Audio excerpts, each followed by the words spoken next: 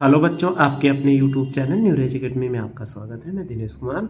हम आपको पढ़ा रहे हैं प्रश्न समाकलन में प्रश्नावली 7.5 पढ़ा रहे हैं।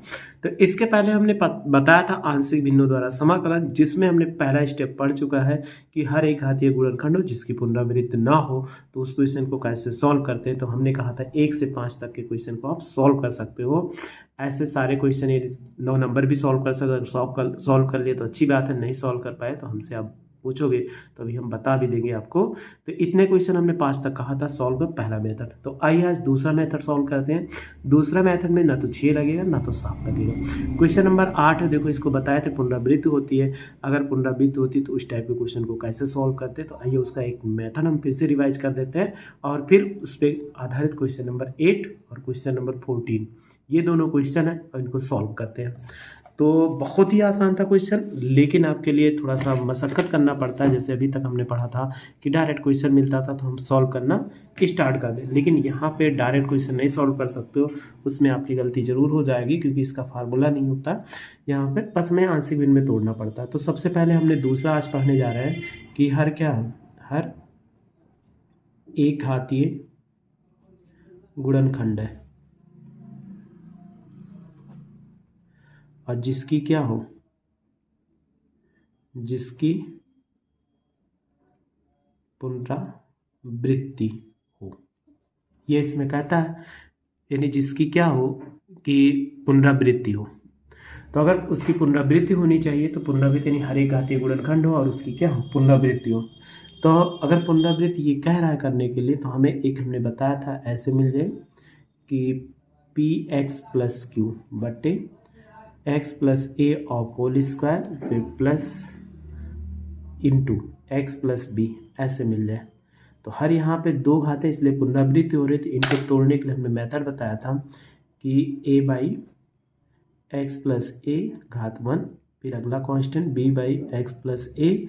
जब तक इसकी घातें 2 हैं वहाँ तक ना पहुँच जाओ तब तक ऐसे इंक्रीजिंग ऑर्डर में, और c by x plus B ऐसे हमने बताया था। तो चलिए आइए क्वेश्चन नंबर हम 8 को सॉल्व करते हैं, इसी पर आधारित है। तो क्वेश्चन नंबर 8 लिखा हुआ है कि इंटीग्रेशन x और dx बटे x माइनस 1 का होल स्क्वायर फिर x प्लस 2 ये लिखा हुआ है।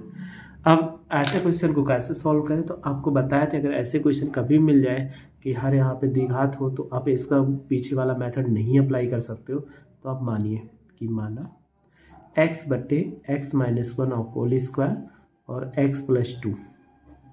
तो हर एक द्विघातीय गुणनखंड है, एक घातीय गुणनखंड है। तो हम क्या लिख सकते हैं, a बाई एक्स माइनस 1 और plus b by x minus 1 of whole square लिखे। अगले का ये इसके घात कुछ नहीं है इसलिए c by x plus 2 equation first. अब हम क्या करते हैं, a b c की वैल्यू निकालना है। तो हमने बताया था जो वैल्यू इधर ना हो उधर गुणा करा दो हर में। तो x plus 1 of whole square x plus 2 से दोनों पक्षों में गुणा करने पर, अगर हम इसको गुणा करते हैं तो देखो यहाँ पे ये पूरी वैल्यू, क्योंकि ये पूरा लिखा है कट जाएगा तो यहाँ x बचा, यहाँ a बचा, यहाँ x प्लस 1 का होल स्क्वायर, यहाँ x प्लस 1 है तो यहाँ पर क्या बचे, एक x प्लस 1 बच जाएगा।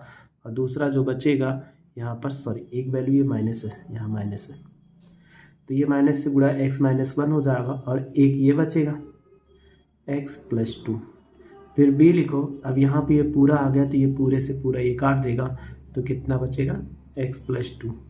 और c पे आएंगे तो c x प्लस 2 कट जाएगा तो x plus x minus 1 of whole square ये इतना बच जाएगा। इसको मान लीजिए समीकरण सेकेंड। अब हमें a b c की वैल्यू निकालना है। तो हमने बताया था जो यहाँ पे गुणा कराइए उसी से क्या कर लो, मान लो कि माना x माइनस 1 बराबर 0, x बराबर कितना 1, समीकरण 2 में रख दो। समीकरण 2 में रखने पर अगर 2 में रखते हैं तो यहाँ ये 1 हो गया a। अभी हमने बताया था अगर कहीं भी ऐसा गुणनखंड दिखे तो डायरेक्ट 0 कर दो, तो a गुणे 0 हो जाएगा। और प्लस b यहाँ पे देखो नहीं है तो 1 प्लस 2 और यहाँ भी 0 मिला ये गुणनखंड।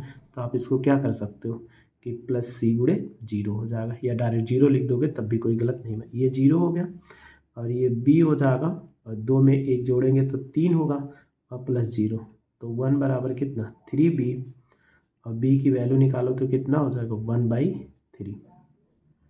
ये b की वैल्यू निकल आई। अब जब b की वैल्यू निकल आई तो b का मान क्या करो, समीकरण अभी नहीं रखना है, अब हमें b की वैल्यू अब दूसरे समीकरण फिर निकाल लेते हैं इससे, x+2 से, कि माना x+2 बराबर 0, तो x बराबर कितना निकलेगा -2, समीकरण 2 में रखने पर।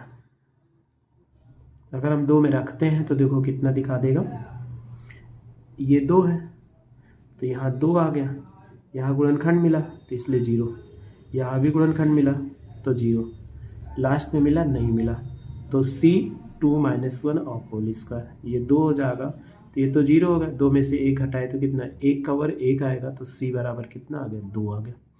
अब हमारे लिए सबसे बड़ी प्रॉब्लम a की वैल्यू ही नहीं निकली।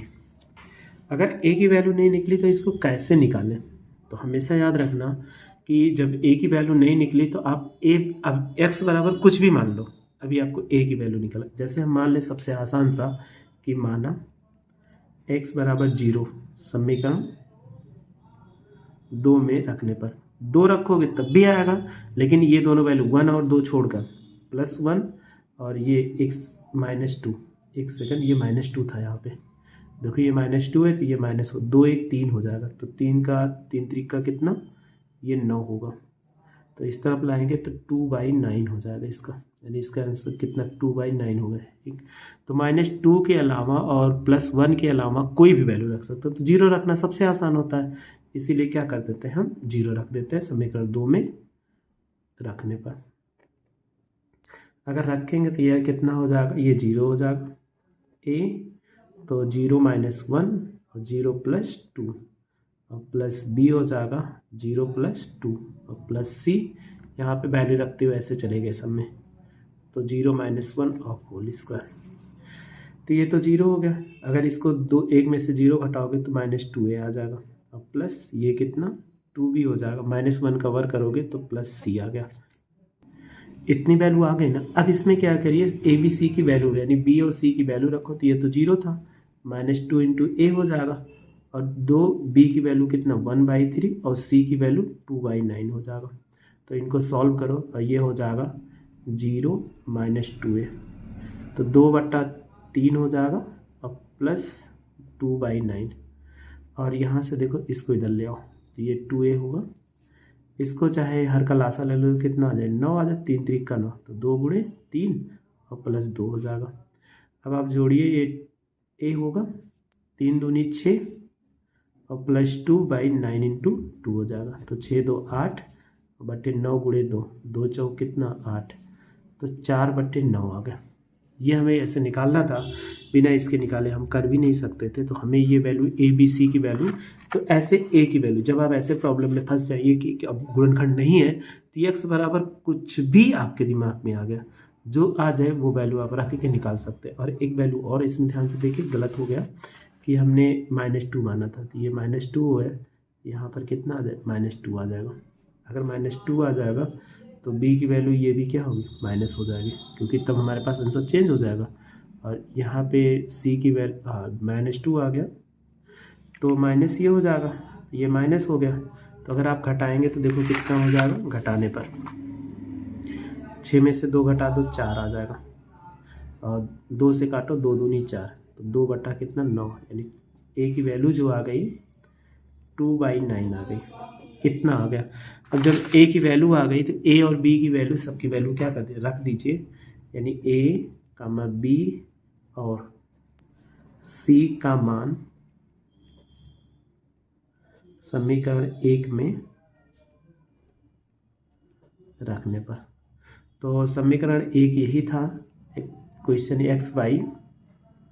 x/(x-1) का होल स्क्वायर x + 2, तो a की वैल्यू कितना a/(x-1) था, तो 2 कितना निकल के आया 9 और बटे x-1 प्लस b की वैल्यू कितना है आप 1/3, अब b की वैल्यू निकाले थे 1/3, तो 1/3 निकाले थे, तो अब इसमें कितना था x minus 1 of whole square, ये इतना हो गया। फिर आगे सॉल्व करो, c की वैल्यू कितना -2/9 बट्टे x प्लस 2, ये इतना हो गया। तो अब इसका इंटीग्रेशन आप कर सकते हो डायरेक्ट, अगर आप समाकलन कर दो या ऐसे लिख दो x माइनस 1 का होल स्क्वायर x प्लस 2 और 2/9 ये हो जाएगा, और लिख सकते हैं 1/x माइनस 1, ये 1/3 कांस्टेंट हो गया, तो ये हो जाएगा x minus 1 of whole square, फिर -2/9 1/x प्लस 2। अब इसका क्या कर दीजिए, समाकलन कर दीजिए। जब समाकलन करेंगे तो समाकलन करने पर जब समाकलन करेंगे तो कितना होगा, x dx बट्टे x माइनस 1 का होल स्क्वायर x प्लस 2। तो देखो 2/9 कांस्टेंट है, तो 1/x माइनस 1 dx, 1/3 कांस्टेंट है, तो 1/x माइनस 1 का होल स्क्वायर dx, और यहाँ पे भी देखो 2/9 कॉमन है, तो लिख सकते हैं dx बट्टे x प्लस 2। अब आपको मालूम है डायरेक्ट फार्मूला अप्लाई करिए, तो 2/9 होगा, और इसको क्या लिख सकते हैं, लॉग मॉडुलस में x माइनस 1 और प्लस 1/3। इसका इंटीग्रेशन कैसे कर, इसको ऊपर ले जाओ, तो x माइनस 1 का पावर -2 dx हो जाएगा, और -2/9 ये 1/x है, तभी हमने कहा था लॉग मॉडुलस में x प्लस 2 और प्लस c।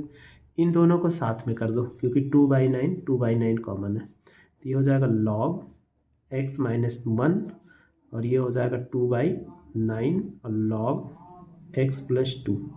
अगर इसमें x पावर n का अप्लाई करो तो कितना होगा, 1/3 x माइनस 1 की पावर -1 -2 प्लस 1 और बट्टे -1 -2 प्लस 1 प्लस c हो जाएगा। अब इसके आगे जब सॉल्व करेंगे तो देखो 2/9 ये कांस्टेंट है, तो यहाँ पर कितना बचा, log x माइनस 1 और माइनस log x प्लस 2, और देखो 2 में 1 घटाओगे तो कितना हो जाएगा कि 1/3 और log x माइनस 1 की पावर -1 और बट्टे -1 हो जाएगा। log m/n का फार्मूले से ये बाहर ले सकते हैं, तो ये हो जाएगा 2/9 और log हो जाएगा मॉडुलस में x माइनस 1 और x प्लस 2। log m/n बराबर क्या होता है, log m माइनस n, तो ये माइनस में, तो इसे log बाहर ले लिया, तो ये बटे में हो जाते हैं। और ये देखो माइनस से गुणा करो, -1/3 और log, सॉरी ये log नहीं है यहाँ पे, तो ये कितना, अगर नीचे लाएंगे तो ये लिखा जा सकता है कि 1/x माइनस 1 और प्लस c। तो इसका आंसर आपको कोई मिले क्वेश्चन ऐसे आप दे सकते हो, उसमें आपको कोई दिक्कत नहीं है। तो ऐसे और एक क्वेश्चन है, उसको भी सॉल्व कर ले, क्वेश्चन नंबर 14 है। इनको भी हम सॉल्व कर सकते हैं, लेकिन एक आसान से मेथड से, क्योंकि इसमें 14 नंबर क्वेश्चन है, वो बहुत आसान से मेथड सॉल्व करते हैं। ये मेथड लगाना चाहे तो लगा ले, लेकिन मेरे पास एक मेथड और दिमाग में आ रहा है जिससे हम बता देते हैं, आप सॉल्व कर लीजिए। अब यहाँ आगे कोई गुणनखंड नहीं था, इसके आगे गुणनखंड था तो हमने अप्लाई किया, लेकिन इसके आगे कोई गुणनखंड इसमें नहीं है। अगर इसमें कोई गुणनखंड नहीं तो इनको कैसे सॉल्व करें, तो आप इन्हीं को मान लीजिए, नीचे वाले को माना x प्लस 2 बराबर 0 और वो सॉरी t माना। अब क्या करो, अवकलन करो x के सापेक्ष, अवकलन ऐसे डैश लगा दे रहे हैं, तो 1 का x का 1 होता है 0, और ये हो जाएगा dt/dx हो जाएगा। अगर आप dx से गुणा कराओगे तो ये dx बराबर कितना, dt निकल के, यहाँ से x की वैल्यू निकालो तो ये कितना हो जाएगा, t-2 निकल के। अब आपको यही करना है, इसमें 3 है, 3 रखो, x के स्थान पे t-2 रखो, तो ये हो जाएगा t-2 हो जाएगा -1, और x प्लस 2 की वैल्यू कितना, t हो जाएगा, और यहाँ पे dx के स्थान पे हमने क्या निकाला था, dt, और यहाँ स्क्वायर था स्क्वायर, अगर गुणा कराओ 3t -3 दूनी 6 और -1 बटे कितना, t स्क्वायर, और ये dt हो गया। अब इसके आगे आप सॉल्व कर दो, जैसे है क्वेश्चन, बस इसके आगे अगर सॉल्व करेंगे तो कितना हो जाएगा, इनको जोड़ दो, तो ये 3t 6 7 और बटे t स्क्वायर और dt हो जाएगा। अब इनको क्या कर दीजिए, सेपरेट कर दो। अगर आप सेपरेट करेंगे तो ये कितना लिख सकते हैं, इंटीग्रेशन 3t/t स्क्वायर और -7/t स्क्वायर, और ये dt हो जाएगा। ये इससे गया, तो हमारे पास कितना बचा कि इंटीग्रेशन 3/t बचा, और इसको ऊपर ले जाएंगे तो 7 की पावर 7 इंटू टी की पावर -2 dt बचा। अब इसको पेपर को हटा देते हैं। अब आप देखो जितना बचा मेरे पास उसका इंटीग्रेशन गुणा करा दो, तो 3 कांस्टेंट 1/t हो जाएगा, और 7 कांस्टेंट है, और t की पावर -2, और ये dt हो जाएगा, और यहाँ dt, और dt/t बराबर कितना होता है, log t होता है मॉडुलस में। और इसका इंटीग्रेशन करेंगे तो 7 2 के -2 में 1 जोड़ोगे तो t की पावर -1/-1 हो जाएगा, तो बराबर 3 log ये t होगा, और माइनस माइनस प्लस 7, और इनको 1/t। अब t की वैल्यू हमने कितना माना था, x + 2, तो वैल्यू रख दो 3 log ये हो जाएगा x + 2 और प्लस 7/x + 2 और प्लस c। तो ऐसे आपको कोई भी क्वेश्चन मिले आसानी से आप सॉल्व कर सकते हो। बस आप मेरे साथ ऐसे जुड़े रहिए, अच्छे से पढ़ते रहिए, आपको कोई दिक्कत नहीं होगी। तो 2 स्टेप हमने बता दिया आपको कि एक पहला, एक हर जो हो एक घातीय गुणन पुनरावृत्त न हो, और दूसरा हर एक घातीय गुणनखंड जिसकी पुनरावृत्त न हो। तो ऐसे क्वेश्चन मिले, तो हमने इसमें और कोई क्वेश्चन है नहीं कि आपके बुक में जो क्वेश्चन दिख रहा है तो इसमें और कोई क्वेश्चन नहीं है, तो बस इतने क्वेश्चन सॉल्व कर लीजिए। और तीसरा चौथा जो 5वां मेथड बताएंगे तो और सारे क्वेश्चन बताएंगे। बस आप मेरे साथ ऐसे जुड़े रहिए, अच्छे से पढ़ते रहिए, आपको कोई दिक्कत नहीं होगी। वीडियो अच्छी लगी तो लाइक और शेयर करो तथा मेरे चैनल को सब्सक्राइब करिए। वीडियो देखने के लिए थैंक यू सो मच।